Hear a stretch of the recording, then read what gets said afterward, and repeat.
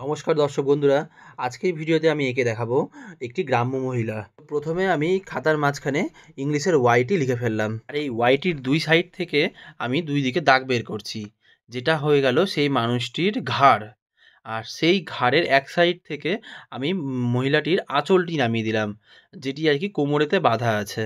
এবার দেখো, ওই কোমরের জায়গাটাতে আমি গোল গোল করে কাপড়টাকে একটু সেট করে দিয়ে সেই জায়গাটা কমপ্লিট করলাম।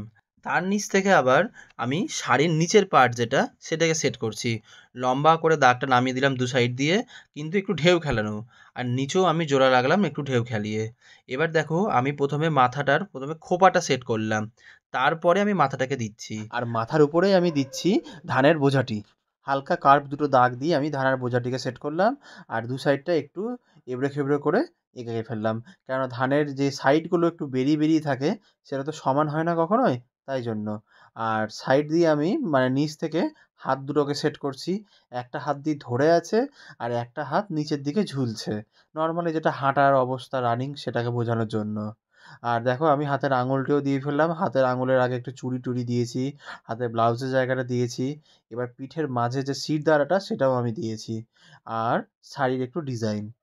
এবার আমি ভাবছি একটু মানুষটার সাথে একটু কিছু একটা সেট করা যাক। তো আচ্ছা, ঠিক আছে, পাটাকেই দিয়ে দিই। হ্যাঁ, পাটাকে আমি যেহেতু সামনের দিকে হাঁটছে মহিলাটি, তো আমি পিছন দিক দিয়ে সেটাকে দেখাচ্ছি। তো পিছন দিকের পাটা কীরকম হবে সেটাকে দেখো। আমি পিছন দিক থেকে গোড়ালিটা দিয়ে এবার সামনের দিকে আমি পাটাকে এগিয়ে দিয়েছি। আর একটু করে নিচের দেখো দাগটা ডবল করেছি, তার কারণ হচ্ছে পায়ে কিছু পড়ে আছে, মানে জুতা টুতা পড়ে আছে, তার জন্য। আর এবার দেখো, এই সোজা দাগটি যেটা দিলাম হালকা একটু বেঁকা, সেই দাগটা নিচ দিয়ে আবার আমি একা বেঁকা করে দাগ ফেললাম। সেই দাগটা হচ্ছে রাস্তা। আর দূরের যে দাগটা দিলাম সেটা রাস্তার একটু ওই পারের কোনো সীমানা টাইপের। আর সাইডে একটা ছোট ঘর, পিছনে জঙ্গল টঙ্গল দিয়ে এই সাইডটাতেও আমি ঘর জঙ্গল দিয়ে আমি সিনারি কমপ্লিট করে ফেললাম।